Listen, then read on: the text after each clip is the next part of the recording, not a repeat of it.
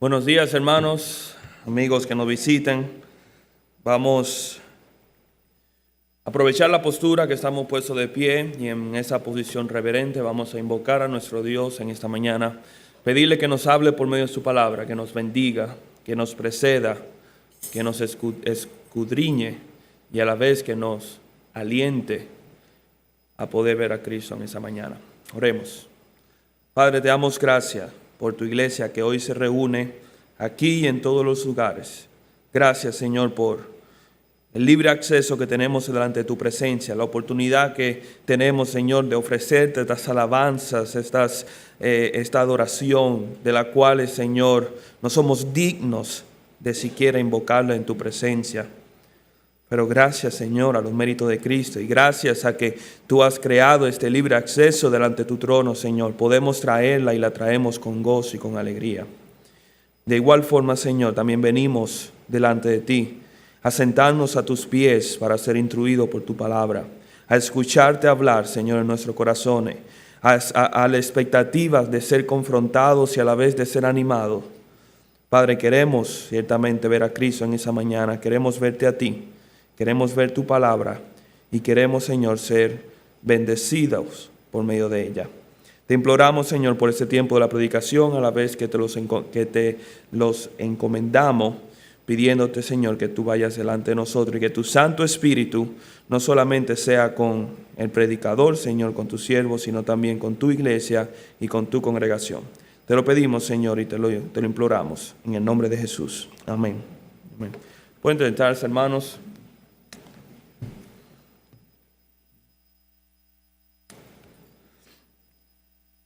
Si alguna vez han tenido la oportunidad de poder conversar con una persona acerca de Cristo, de compartir el evangelio de salvación con alguien que no conozca, si alguna vez ha podido compartir tu fe con otra persona, es muy posible que en algún momento tú hayas escuchado este argumento, y es que yo no creo en Cristo o yo no me convierto porque los cristianos son unos hipócritas. ¿Y qué quieren decir con esto? Bueno, el mundo interpreta ciertamente nuestro deseo de vivir en santidad como una declaración de superioridad sobre ellos. En otras palabras, el deseo que nosotros tenemos y el llamado que el Señor ha puesto a su iglesia de ser santo como Él es santo, y por ende nosotros debemos responder a ese llamado en obediencia. El mundo mira eso e interpreta: este grupo de personas se creen mejores que nosotros, o este grupo de personas creen que son más santos que nosotros. Y mi respuesta a esto sería lo siguiente: esto no es del todo cierto, pero tampoco es del todo equívoco.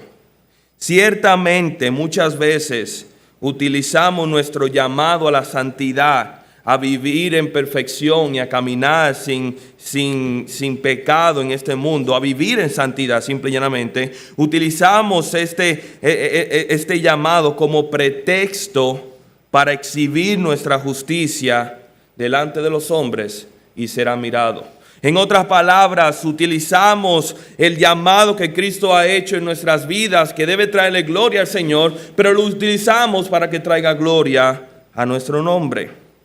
Y ciertamente en ocasiones nos sentimos más santos que el resto de la persona.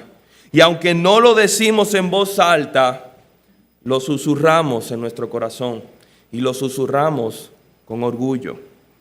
El mundo se da cuenta de esto, se ha dado cuenta, pero no solamente el mundo, sino también nuestro Señor Jesucristo. Y por esa razón las palabras de nuestro Señor Jesucristo que vamos a ver en esta mañana son sumamente relevantes para nuestra vida, para nuestra congregación, para nuestro caminar con el Señor. Porque es este pecado, el pecado de la hipocresía, el cual puede permear en nuestras vidas, el cual puede sorprendernos y nunca haberlo visto venir. Así que les voy a pedir que me acompañen, por favor, al texto que vamos a usar en esta mañana como referencia y de donde vamos a extraer las enseñanzas, que se encuentra en el libro de Mateo capítulo 6. Si alguien no tiene alguna Biblia, les alentamos a que pueda conseguir una. El hermano Pedro atrás tiene algunas copias que puede facilitarle para que pueda seguirnos y acompañarnos en esta mañana junto con la lectura de la palabra de Dios. Mateo capítulo 6, versículo 1. Y antes de iniciar la lectura, quisiera hacer un recuento de lo que hemos estado viendo en este estudio del Sermón del Monte. En esta mañana, como verán, vamos a iniciar un nuevo capítulo y con ese nuevo capítulo inicia un nuevo segmento. Pero es importante que tengamos en mente, en el contexto, todo lo que hemos aprendido hasta ese momento. Voy a tratar de hacer un resumen breve, pero al mismo tiempo quiero que sea conciso en lo que hemos visto. El Sermón del Monte, como lo hemos dicho en repetidas ocasiones, es la constitución del reino de los cielos. Es el manifiesto que ha dado el Señor a su pueblo y a todo el mundo y a todo el que desea pertenecer a este reino, de qué consiste y cuáles son los requisitos y las expectativas de aquellos ciudadanos que formen parte del reino de los cielos. Un reino que sin lugar a duda es diferente a cualquier reino terrenal que nosotros podamos percibir, pero al mismo tiempo también es diferente a cualquier estándar religioso que los hombres puedan tener. Incluso en aquel entonces es diferente a los estándares religiosos que la nación de Israel tenía de lo que debía ser el reino de los cielos. Y por eso el Señor en este Sermón del Monte nos explica en qué consiste este reino que Él ha venido a establecer, en qué consiste este reino de Dios, este reino de los cielos. Nosotros vimos primeramente en los versículos del 3 al 11 del capítulo 5 lo que era el carácter del ciudadano del reino de los cielos, y el Señor nos explica esto por medio de las bienaventuranzas. Después en los versículos del 12 al 16 vimos la relación que tiene el ciudadano del reino, es decir, el cristiano, con el mundo. Y habíamos visto cómo la palabra nos instruye que debemos ser sal y luz del mundo. Versículos del 17 al 48 vemos la relación del ciudadano del reino de Dios con la ley de Dios. Y habíamos hablado de que la ley tiene autoridad dada por Dios y que la ley también tiene supremacía sobre nuestras vidas. Y esta supremacía es representada por medio de 6 ilustraciones que nosotros vimos y que aparecen en los versículos del 21 al 48. Habíamos visto el ejemplo que el Señor da acerca de la ira y del adulterio y del divorcio y de los pactos y juramentos y la venganza a nuestros enemigos y el amor a nuestros enemigos, y cómo esta ley de Dios y cómo la justicia de Dios debía exceder y ser mayor que cualquier precepto precedente carnal y humano, incluyendo la religiosidad de los escribas y fariseos. Y ahora llegamos a esta sección en el capítulo 6. Jesús introduce esta nueva sección del ciudadano del reino del reino de los cielos y cuál es su conducta piadosa o cuál es el ejercicio de su piedad. Dicho de otra forma, nosotros vemos aquí cómo se relaciona el cristiano con la implementación de su fe.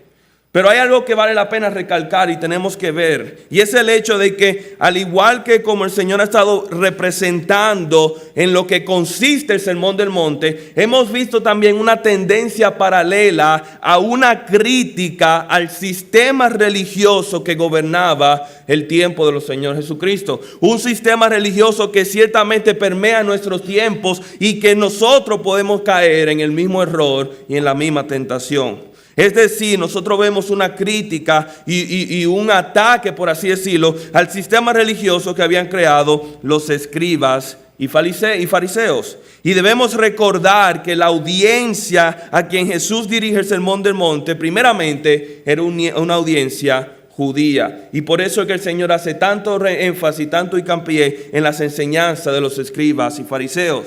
Vemos en los versículos del 3 al 16 que el Señor se enfoca en el carácter de los fariseos, por así decirlo, cuando Él expone lo que son las bienaventuranzas, al igual que Él expone las características del ciudadano del reino de los cielos, también expone la carencia del carácter religioso de los escribas y fariseos. También También vemos cómo en la exposición de los versículos del 17 al 48, el Señor Jesucristo ataca o critica y evidencia la carencia y el error de la doctrina de los escribas y fariseos.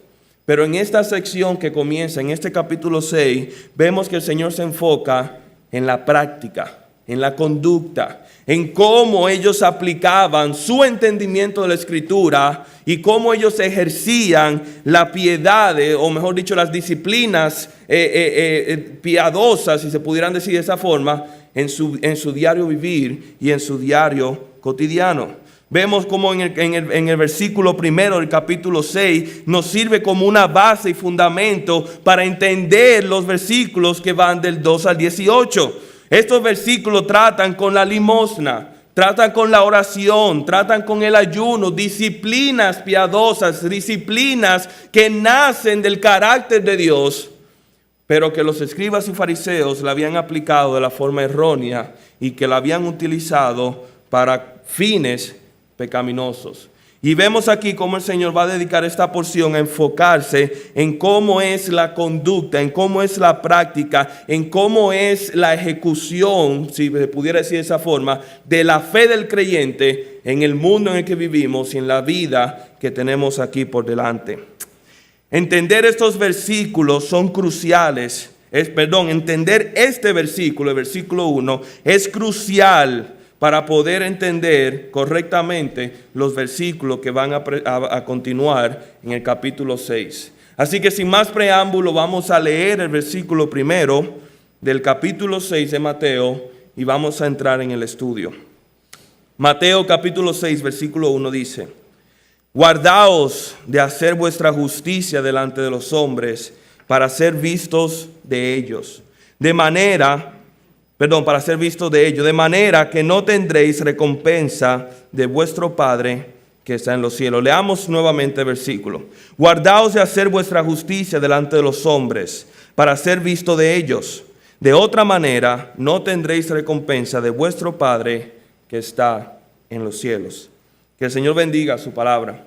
El título de este mensaje es la hipocresía espiritual. Y vamos a ver 3 puntos en esta mañana. Primero vamos a ver la advertencia contra la hipocresía espiritual. Después, más adelante, vamos también a ver la motivación de la hipocresía espiritual. Y por último, vamos a ver la remuneración de la hipocresía espiritual. Pero ¿cuál es la advertencia que nosotros vemos aquí? De primera instancia, el Señor comienza aquí diciendo una advertencia: guardaos de hacer vuestra justicia delante de los hombres. ¿Y por qué nosotros hablamos de la hipocresía? Porque es el título del mensaje relacionado con la hipocresía, cuando la hipocresía no se menciona en estos versículos. Bueno, voy a adelantarle un poco lo que vamos a ver más adelante en el sermón, pero la realidad es que lo que estaban haciendo los escribas y fariseos y de lo que está hablando el Señor Jesucristo es de una práctica de utilizar, por así decirlo, la justicia o la santidad como una forma de llamar la atención a ellos mismos. En otra palabra, ellos utilizaban de estas disciplinas, como era el ayuno,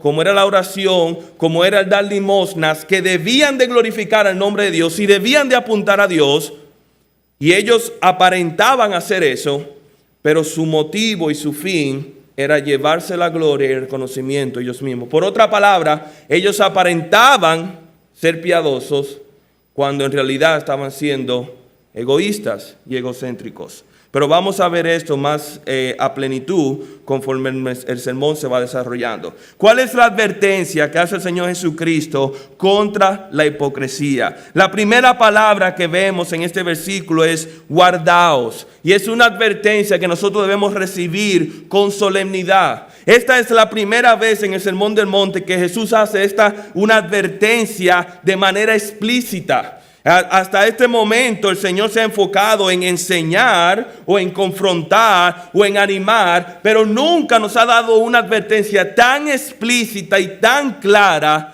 como lo es en estos versículos. Nosotros hacemos bien en apropiarnos de esta advertencia y de entender lo que el Señor nos está llamando. Cuando dice aquí guardaos, la palabra griega o el sentido de la palabra griega, lo que quiere decir es que seamos cuidadosos o precavidos sobre algo. En otra palabra, que estemos en alerta, que estemos a la expectativa de un ataque que nos pueda sorprender en cualquier momento. La versión de las Américas traduce este versículo de esa forma. Dice, cuidad de no practicar vuestra justicia delante de los hombres. Cuidad, tengan cuidado. Y así también lo traduce otra versión cuando simple y llanamente dice, tengan cuidado de no practicar vuestra justicia delante de los hombres. Y aquí vemos la atención. Y nosotros tenemos que prestar, atención a estas advertencias que nosotros vemos a través de las Escrituras. No son coincidencias ni tampoco exageraciones las advertencias que encontramos en las Escrituras.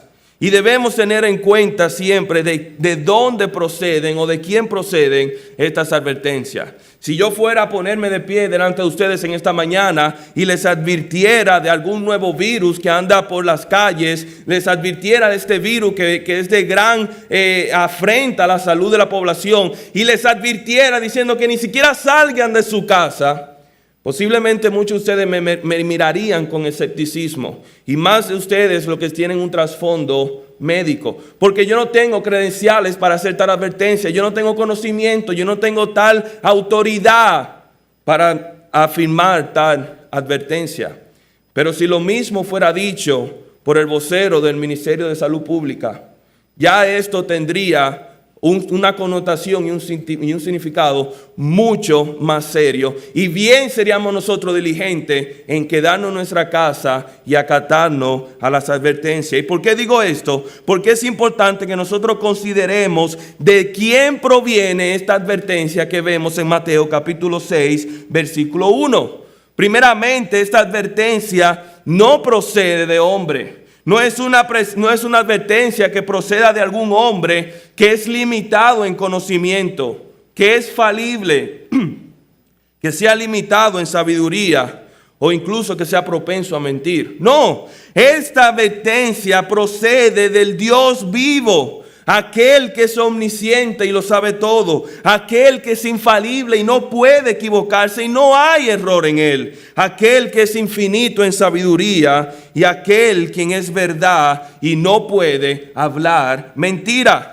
Pero también consideremos a quién nos hace la advertencia, es decir, a nosotros, que somos hombres y mujeres con inclinaciones a una naturaleza pecaminosa. Somos hombres y mujeres con pies propensos a tropezar y caer. Somos hombres y mujeres con una vista corta y un discernimiento nublado, que si no fuera por la gracia y la misericordia de Dios, no pudiéramos diferenciar nuestra mano derecha de nuestra mano izquierda. Ciertamente somos hombres y mujeres con un corazón engañoso en gran manera. Y el Señor nos hace esta advertencia a nosotros. Y no está exagerando y no lo da por sentado. Y la advertencia que nos dice el Señor es precisamente lo que Él quiere advertirnos. Ni más ni menos. Ciertamente hacemos bien todos y cada uno de nosotros en apropiarnos de esta advertencia. Primera de Corintios 10:12 dice, así que el que piensa estar firme, mire que no caiga. Y la pregunta es, ¿cuántos hombres pensaron estar firmes sobre esta advertencia y cayeron? ¿Cuántas personas, cuántos cristianos escucharon esta advertencia que dice aquí y pensaron, esto nunca me va a pasar, esto no es mi caso, lejos está de ser mi realidad, sin saber que estaban próximos a la destrucción y a la caída? No seamos como tales hombres. Pero esta advertencia es de suma importancia. Número uno, porque la hipocresía es un pecado altamente peligroso.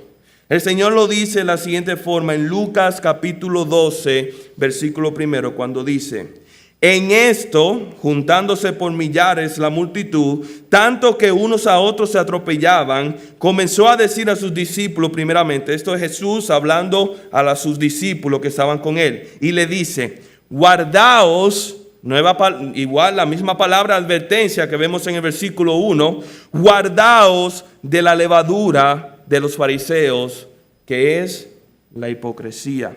Nuevamente vemos aquí la misma advertencia del versículo 1 de Mateo 6, dicha de una forma diferente. Jesús está relacionando aquí la hipocresía de los fariseos a la levadura del pan.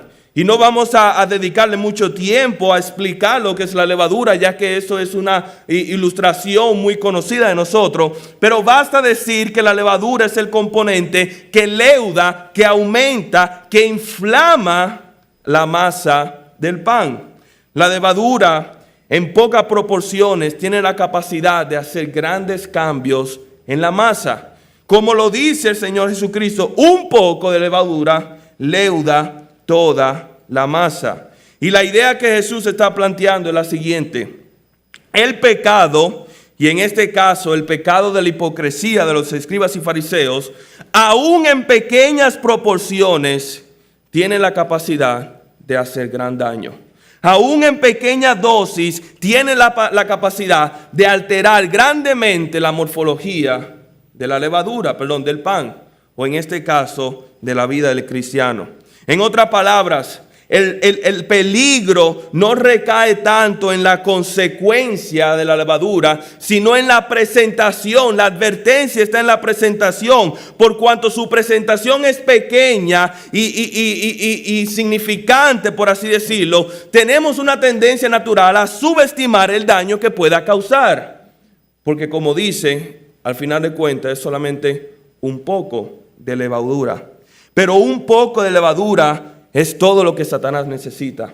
Un poco de levadura es todo lo que necesita en nuestra vida para aumentar nuestro ego, aumentar nuestro egocentrismo y fallar al llamado que el Señor ha puesto delante de nosotros. Pablo lo dice de la siguiente forma en Gálatas capítulo 5, versículo 9, y lo mencioné hace poco: un poco de levadura leuda toda la masa. Pero fíjense aquí en las palabras que utiliza Pablo: un poco de levadura leuda toda la masa. No mucho, no poco, no grandes proporciones. Toda la masa es afectada por un poco de levadura. Y por eso es que esta advertencia es tan importante, porque nos enseña el peligro de la hipocresía. Pero hay algo más también por lo cual debemos prestar atención a esta advertencia. Es el hecho de que la hipocresía también es altamente sutil. ¿Por qué es sutil? Porque utiliza medios piadosos para cumplir su cometido. Ciertamente existe la noción de que debemos abstenernos del pecado. Yo creo que todos estaríamos de acuerdo en el hecho de que tenemos que vivir vida donde procuremos no mentir y que debemos tratar de alejarnos de la inmoralidad sexual. Y seríamos propensos a condenar el robo y el homicidio y la violación, porque son pecados catastróficos y vergonzosos y que crean gran daño no solamente al hombre y a la iglesia, sino también a la sociedad. Pero nadie pensaría que dar limosnas u orar o ayunar pueda también convertirse en acto pecaminoso cuando son hechos con las intenciones equívocas. Jesús no está diciendo aquí en Mateo: guardaos de cometer adulterio. No está diciendo: guardaos de hablar deshonestamente o guardaos de hacer homicidio. Jesús está diciendo simple y llanamente: guardaos de hacer vuestra justicia delante de los hombres. Y por esta razón Jesús nos advierte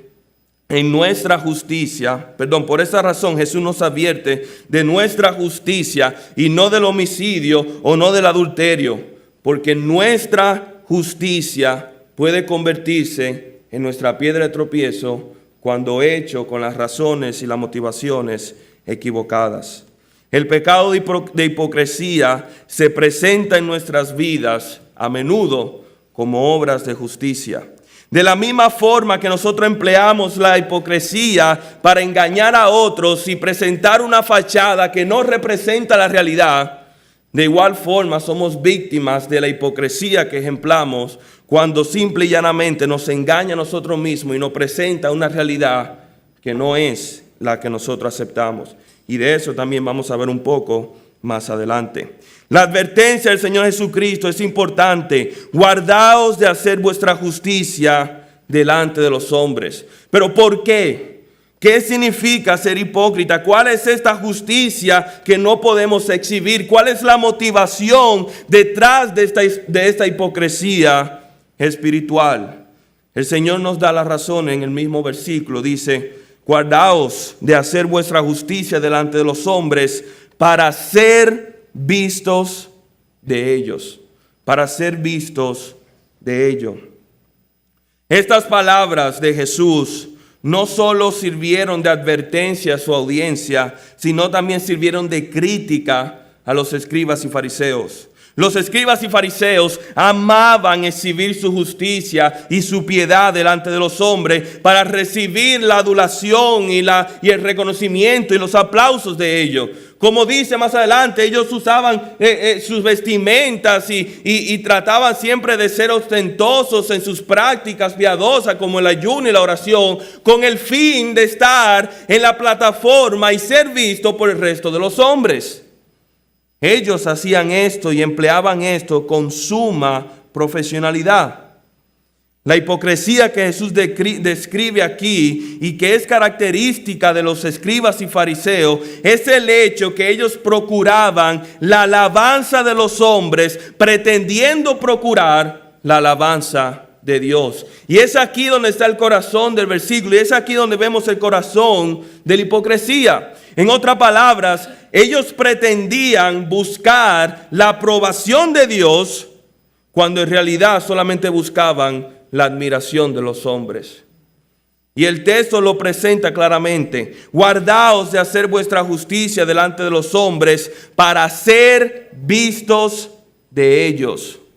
El pecado no reside en las obras de justicia per se. El pecado no está en ayunar o en dar limosnas o en orar, porque esas son prácticas encomendadas por Dios en su palabra y que reflejan su carácter santo y divino. ¿Dónde recae el pecado?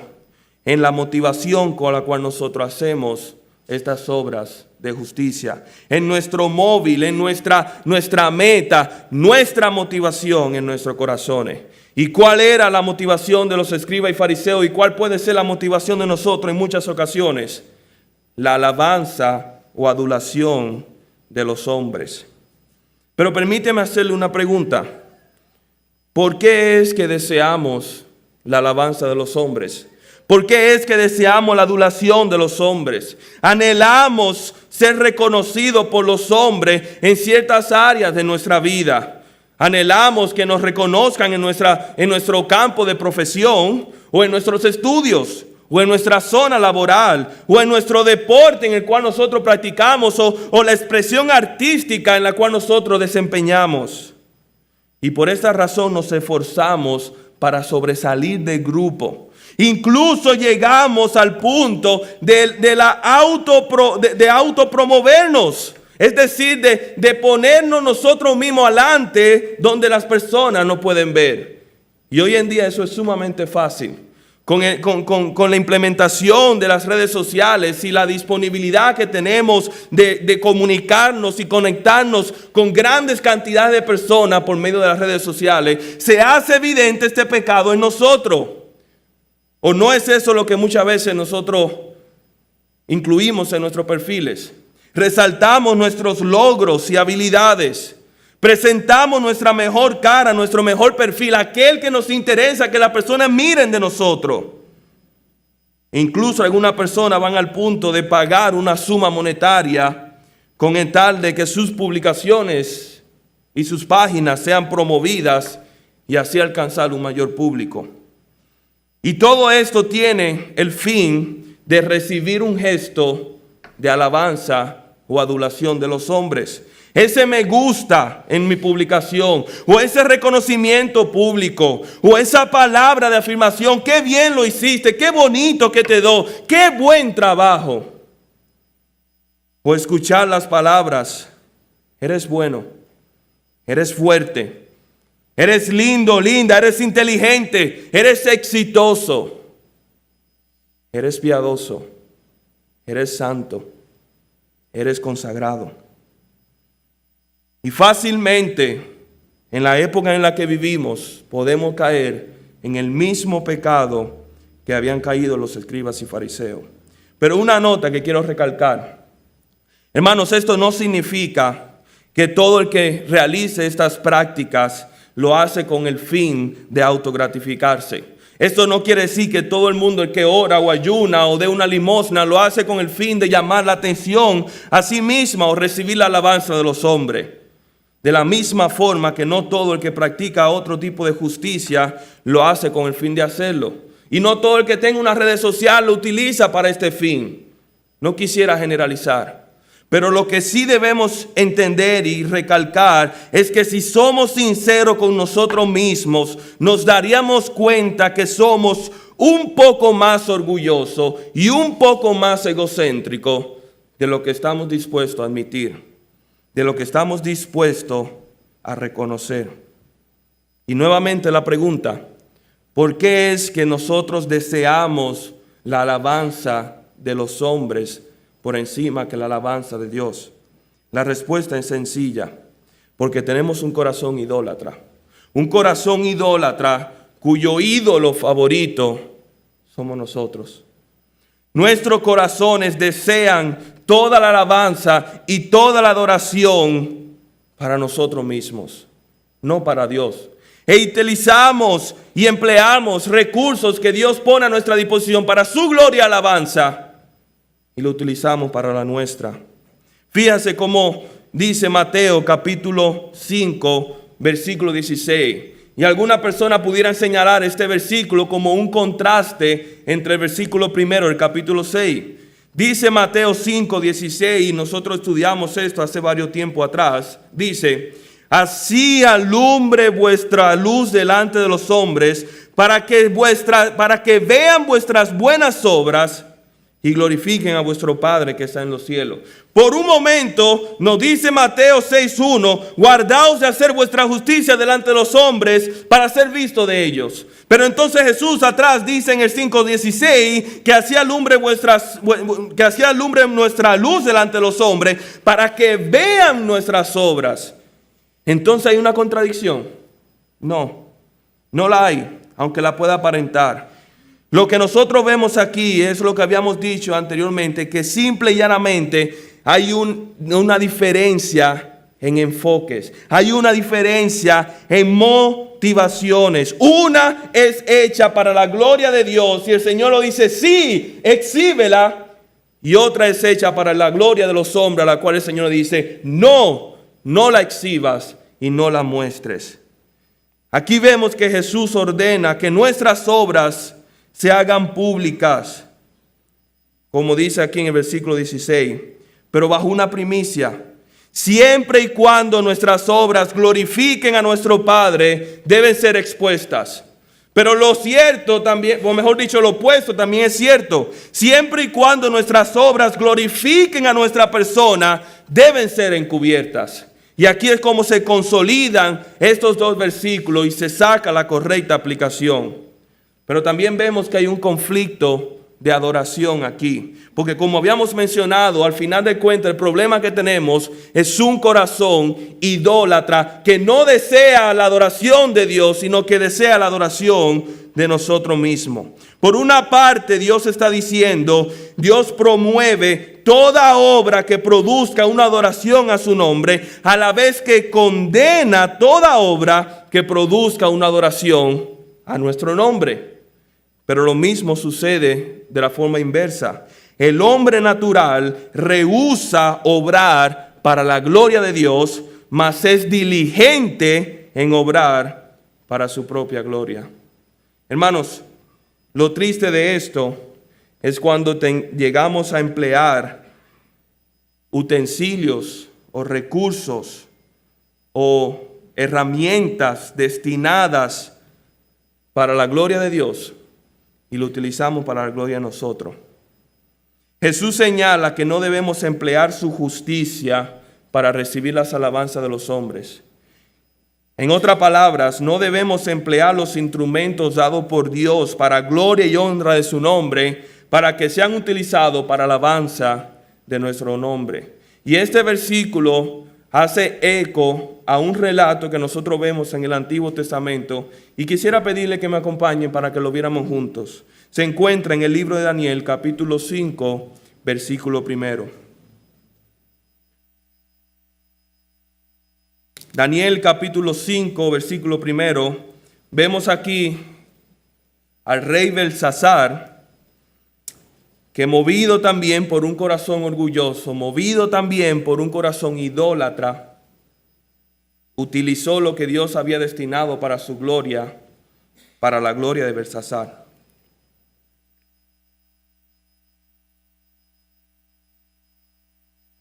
Daniel capítulo 5, versículo 1 al 4, y dice: el rey Belsasar hizo un gran banquete a 1000 de sus príncipes, y en presencia de los 1000 bebía vino.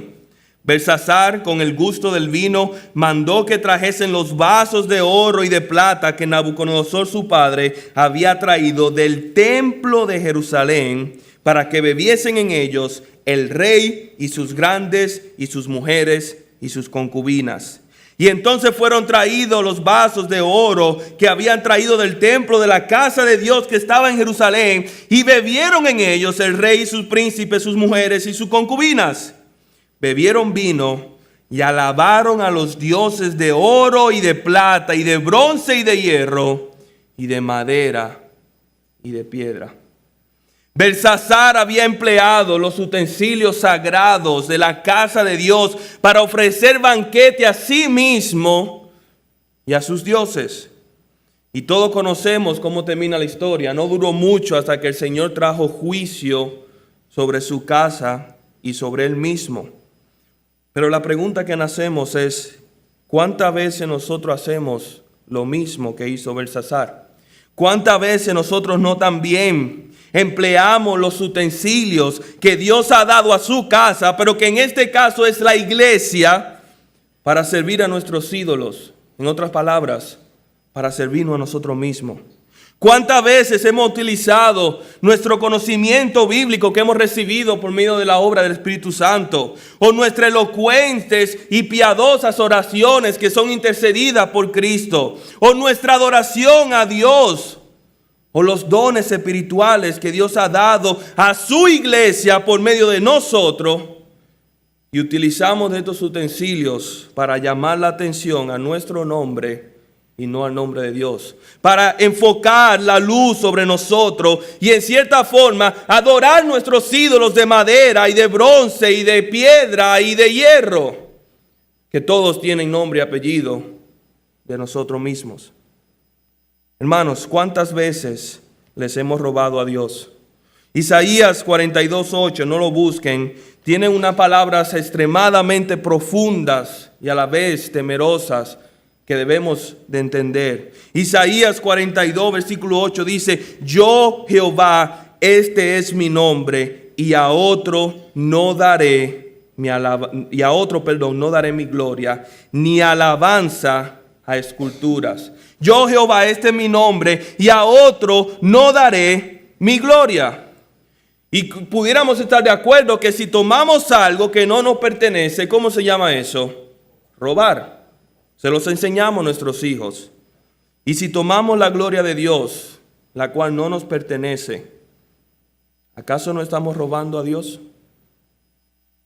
Si Dios no pasó por alto el pecado de Belsasar, que en su ignorancia utilizó utensilios hechos de materiales corruptibles para ser usados en un templo hecho por manos de hombre, y que al final de cuentas era simplemente la sombra del templo real que había de venir, que era su iglesia, y no pasó eso por alto, ¿cuánto más hará Dios con su propio pueblo que deliberadamente utiliza los utensilios de gracia purificados por la sangre de Cristo para ser utilizados en la edificación de su templo, que es su iglesia?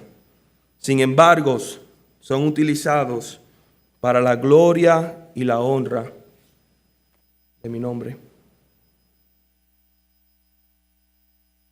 Tercero, no solamente el Señor nos advierte contra el pecado de la hipocresía espiritual, no solamente el Señor nos muestra la realidad de esta hipocresía espiritual, pero por último nos enseña cuál es su remuneración. Mateo, capítulo 6, versículo 1 termina diciendo: guardaos de hacer vuestra justicia delante de los hombres para ser visto de ellos.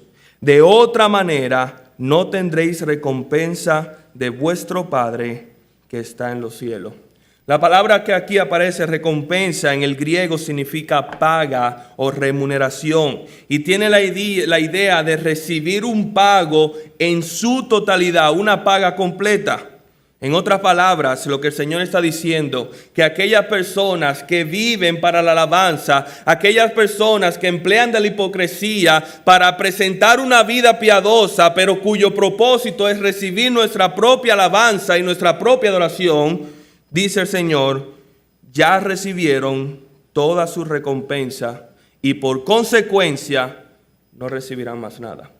Ya recibieron lo que deseaban, que era la adoración de los hombres, pero no son elegibles ni pueden alegar otro tipo de recompensa. Aquellos que invierten en la adulación de los hombres, su única ganancia será la adulación de los hombres y más nada. Y Jesús señala que ciertamente recibirán lo que buscan, recibirán la alabanza de los hombres, recibirán el aplauso y el reconocimiento y la admiración de los hombres. Y más nada. Esto, sin lugar a duda, es un terrible negocio. Tenemos la oportunidad de ser recompensados por nuestro Señor y Salvador. Tenemos la oportunidad de recibir galardones que sirvan de testamento de la obra de Cristo en nosotros para gloria del Padre. Tenemos la oportunidad de recibir galardones y recompensas que perdurarán para toda la eternidad y que podrán ser ofrecidas y traídas a los pies de Cristo cuando lleguemos a su presencia y le veamos cara a cara. Y estamos dispuestos a cambiar todo eso por la simple adulación y reconocimiento de los hombres. Vamos a cambiar la recompensa eterna por recompensas efímeras. Vamos a cambiar la condecoración de Dios por la condecoración de los hombres. Vamos a cambiar tan preciado oro espiritual por ámbar y espejitos terrenales. O buscamos la aprobación de los hombres o buscamos la aprobación de Dios, pero no podemos recibir ambas. No podemos recibir ambas recompensas. Y esta es la idea que Jesús está comunicando aquí. Aquellos que reclaman su recompensa aquí en la tierra pierden el derecho de reclamarla en la presencia de Dios. Aquellos cuyos hombres se presentan delante de Dios con un recibo en la mano diciendo: Señor, vengo aquí a recoger mi recompensa. La recompensa que me gané por haber venido todos los domingos a la iglesia sin faltar. Por haber tenido una vida de oración fiel y devota, por haber abandonado todo para obedecer tu llamado al ministerio o a las misiones, por haber procurado cada vez que me paro en este púlpito predicar tu palabra fielmente. Padre, mira, aquí tengo el recibo. A lo que Dios va a responder: hijo, aquí no hay nada para ti. Aquí no hay nada para ti, nada de lo que hiciste te fue tomado en cuenta por cuanto no lo hiciste para mi gloria. De cierto ya recibiste tu recompensa en la tierra, en esa tierra que acaba de perecer. El apóstol Pablo lo dijo de la siguiente forma en 1 Corintios 3, del 12 a 15, un pasaje que se estudió recientemente aquí en la iglesia. Y sobre este fundamento, es decir, sobre Cristo, alguno edificare oro, plata y piedras preciosas, o madera, heno o hojarasca, la obra de cada uno será manifiesta, porque el día la declarará, pues por el fuego será revelada, y la obra de cada uno, cual sea, el fuego la probará. Si permaneciere la obra de alguno que sobreedificó, recibirá recompensas. Si la obra de alguno se quemare, él sufrirá pérdida. Si bien él mismo será salvo, aunque así como por fuego. ¿Sabe cuál es la tragedia de este versículo? La tragedia o lo lamentable no es llegar a la presencia de Dios con la mano vacía, porque no edificaste nada aquí en esta tierra, porque no edificaste nada sobre Cristo, porque tal persona debe saber que no puede esperar recompensa si no hizo nada para merecerla. Pero lo trágico y lo doloroso está en haber dedicado nuestra vida a edificar esta casa y que tus obras al final de cuentas no pasen la prueba. Llegar a la presencia de Dios esperando recibir mucho y no recibir nada a cambio. Esto es lo que Pablo está diciendo, y esta es la advertencia que nos hace el Señor Jesucristo en este pasaje, de que guardaos de hacer vuestra justicia delante de los hombres para ser vistos de ellos. Pero permítame hacer una última pregunta. El enfoque de este sermón ha sido las buenas obras o las obras de justicia, la vida de piedad y para quién la estamos viviendo. Pero todo esto ha sido bajo la premisa de que Cristo es el fundamento de nuestra vida, como bien lo recalca Pablo aquí en 1 Corintios. Que en algún momento de tu vida tú has reconocido que tú eras pecador, y que tú habías reconocido que como pecador merecías la condenación del infierno, y que has clamado a Cristo en arrepentimiento para que perdone tus pecados, para que limpie tu culpa y salve tu alma. Supongo que la pregunta es, ¿acaso es eso cierto?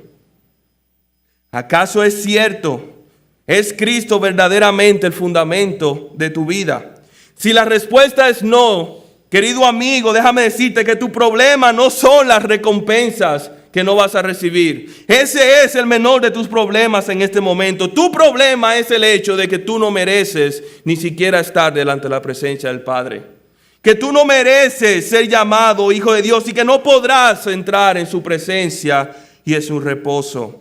Juan 1:12 lo dice claramente, mas a todos los que le recibieron a quien, a Cristo Jesús, a los que creen en su nombre, les dio la potestad, les dio el derecho de ser hechos hijos de Dios. Tu problema es que no eres hijo del Padre, y al Padre solamente recompensa a sus hijos. Por ende, te encarezco que en esta mañana procures con diligencia verdaderamente ser un hijo de Dios. Verdaderamente poder echar esa zapata, ese fundamento en tu vida que es Cristo Jesús. Pero que los cristianos son unos hipócritas. Hay cierta verdad en eso, como hemos visto esta mañana. Pero ¿acaso tú crees que el castigo que te espera es mejor? ¿Acaso crees que tu noble sinceridad perdonará tus pecados y te concederá la salvación de tu alma? No es así. Dios no puede ser burlado, y el Señor lo recalca en Lucas capítulo 12, versículo 1. Ya habíamos leído el versículo primero, pero quiero llamar el énfasis a los versículos 2 y 3. Lucas 12, versículo 1 a 3 dice: en esto, juntándose por millares la multitud, tanto que unos a otros se atropellaban, comenzó a decir a sus discípulos primeramente: guardaos de la levadura de los fariseos, que es la hipocresía.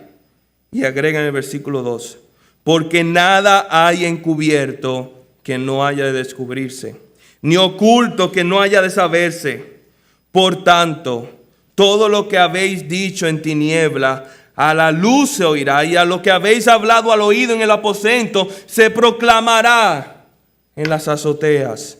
Hermanos, Dios no puede ser burlado. Y llegará el momento en que todos nosotros, todas nuestras obras van a ser reveladas. Llegará el momento en que todas nuestras máscaras van a ser removidas. Y no solamente va a ser notorio a Dios, porque ya Él lo sabe, sino que va a ser de conocimiento público.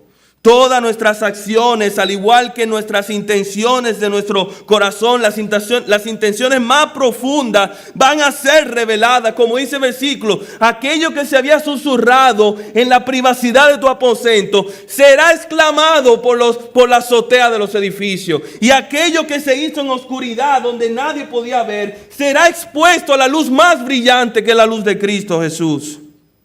Todo será revelado. Todo será conocido, todo será evidenciado. Y aquel día será de gran regocijo para algunos. Algunos que en secreto fueron fieles al Señor. Algunos que procuraron glorificar al Señor y traer gloria a su nombre, aunque esto implicase que nadie se diese cuenta. Pero para otros será de gran vergüenza.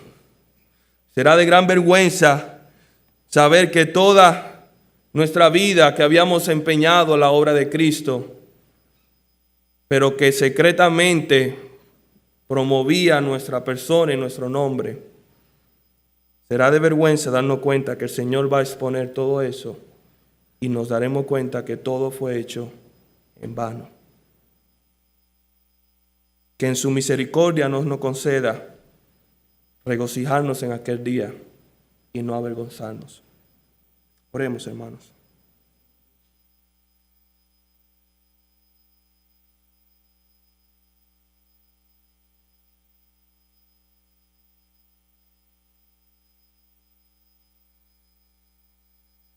Padre, venimos en tu presencia, sabiendo que no somos dignos, sabiendo, Señor, que tan fácilmente podemos exponer, presentar nuestra mejor cara, procurar la alabanza y el reconocimiento, la adulación de los hombres y ser nada delante de tu presencia. Padre, escudriña nuestros corazones, escudriña mi corazón. Revela, Señor, cada una de nuestras obras, pruébalas por medio de fuego antes que sean muy tardes. Descubre, Señor, los secretos más profundos de nuestros corazones, para que toda nuestra vida, todo nuestro ser, todo nuestro corazón viva bajo la única misión, bajo el único propósito de traer gloria y honra a tu nombre. Padre, revela la condición de nuestras obras antes que sea muy tarde.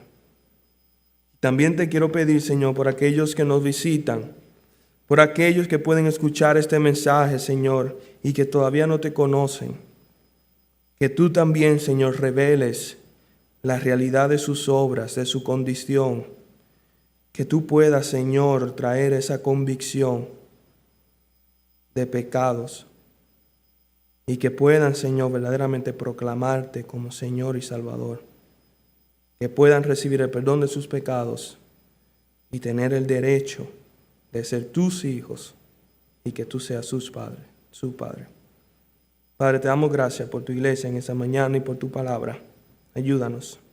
Te lo pedimos, Señor, y confiamos y creemos que por medio de tu Santo Espíritu y tu Hijo Jesucristo, esto es posible. En el nombre de Jesús. Amén.